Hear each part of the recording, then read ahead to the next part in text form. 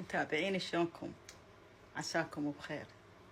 اليوم راح أسوي حلويات جدا طيبة، وإحنا عندنا بالعراق نسميها النوقة أو النوقة. طبعا هاي تتكون من المشاميلو. هاي نوعية جبتها، اشتريتها أول مرة من الإيكا ماكسي بس صغار، بعدين اشتريت من الولز شوية أرخص وأكبر تكون القطعة. وعندي اشتريت مكسرات بس بدون ملح، اللي هي اللوز والفستق العبيد، وهنا عندنا الفستق الحلبي، وأحتاج إلى الزبد. حبايبي جدا طيبة ورخيصة وراقية جدا، وخاصة للضيوف. تابعوني. هاي المكسرات شوفوها، راح أحمسها شوية طلع ريحتها طيبة، بس مو تحرقوها، شوية تحمص. هذا عندنا الزبد، وهاي عندنا نوعية المشاميلوز، هنا يسمونه مارش مشاميلوز. هذا بتشوفوا عيني أيضا.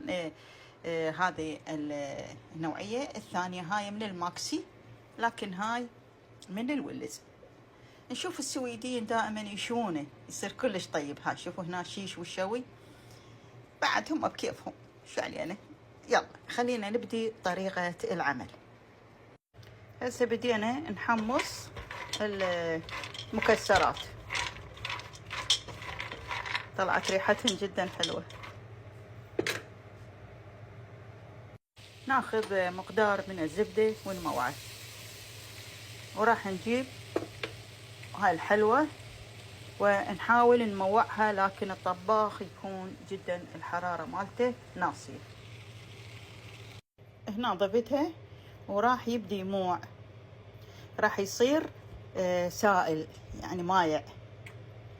بعدين أضيف المكسرات، أظل أقلب بيه إلى أن يصير جدا مايع مثل هذا يصير. زين عيني جاي تشوفون بدا يموع، شوفوا عيني إلى أن كله نشوفه مايع، ونضيف عليه الهيل والمكسرات.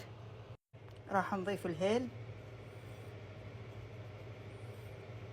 ونخلطه، ونضيف المكسرات من المكسرات، وراح نخلطها سوا، وبعدين نفرشها بصينية، ومن تبرد نقطعها مربعات.